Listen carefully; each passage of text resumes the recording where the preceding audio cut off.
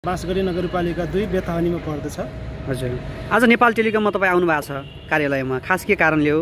खास गरी हामी नेपाल टेलिकमको यो उपप्रादेशिक कार्यालयमा आउनको कारण के छ भने हाम्रो बाँसगढी नगरपालिका वडा नम्बर 2 मा 3-4 वटा गाउँहरूमा जस्तै बेतानी अनि त्यसमा अरसेवा यता महादेवा यो हजारी बग्या यिनी टोलमा यो गाउँमा टेलिकमको समस्या। बाँसगढी नगरपालिका 2 हजुर बेतानीबाट यहाँ सबै साथीहरू एउटा नेटवर्कको पिछडिएको गाउँ भनेर चिन्ने हुनाले एकचोटि सबै गएर पहल गरौँ। बाँसगढी वार्ड नम्बर 2 हजारी बग्या मेरो घर हो। हजुर, र वास्तवमा अहिलेको यो जमानामा एउटा कुरा एक आपसमा कुराकानी गर्ने होइन, सन्देश पठाउने र हरेक कुराहरू गर्ने भनेको एउटा सञ्चारको माध्यम हो।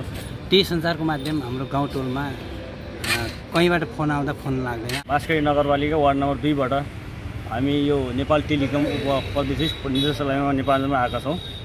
हाम्रो गाउँघरमा एकदम टावरको समस्याको कारणले गर्दाखेरि हजुर एकदम अप्ठ्यारो त्यहाँ फोन गर्न अनि कोही साथीभाइले बाहिरदेखि फोन गर्दाखेरि यति अप्ठ्यारो महसुस भएको कारणले हामी आफै साथीभाइहरू जानुपर्छ, सम्बन्धित निकायमा यो समस्या दर्शाउनुपर्छ भनेर हामी आएका छौँ। पहिला पनि धेरै कुरा राखिसकेका थियौँ।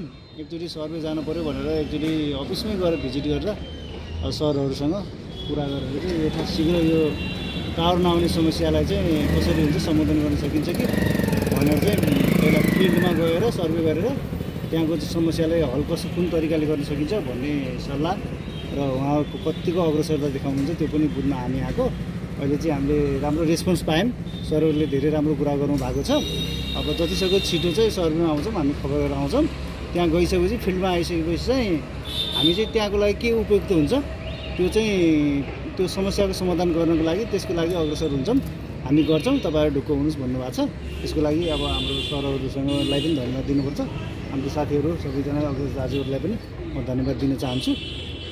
यो चाहिँ भएको छ। अब अगाडिको कुराहरू चाहिँ अब त्यहाँ सर्वे जाँदाखेरि हामीहरू अगाडि थप कुरा राख्नेछौँ। अहिले यति गरौँ है त।